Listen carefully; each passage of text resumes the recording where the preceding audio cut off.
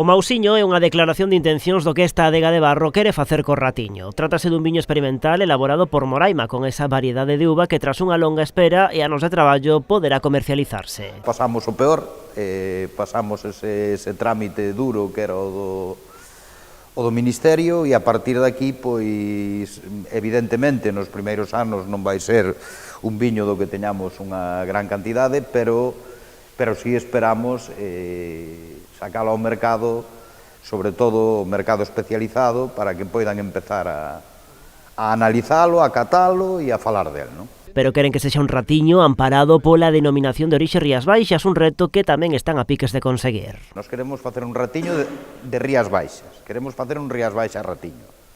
Por lo tanto, tamén imos propor ao Consello Regulador que no seu pliego de condicións admita a variedade, porque nós queremos pechar o ciclo.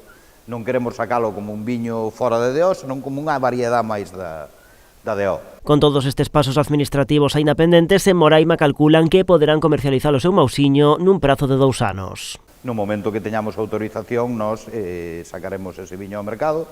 O que che digo, eu pois supoño, calculo agora que sobre un par de anos estaremos producindo, pouquiño ao principio, porque as cepas que hai, pero xa che digo que vamos a intentar a partir de xa empezar a facer plantacións. Agora mesmo nesta adega teñen unha produción de Ratiño de entre 200 e 500 litros ao ano. Aproveitarán estes 2 anos antes de sair ao mercado para ampliar a plantación. Iremos intentando facer novas plantacións, reproducir a planta, pouco a pouco, porque somos unha adega pequena, pero bueno, sin presa, pero sin pausa.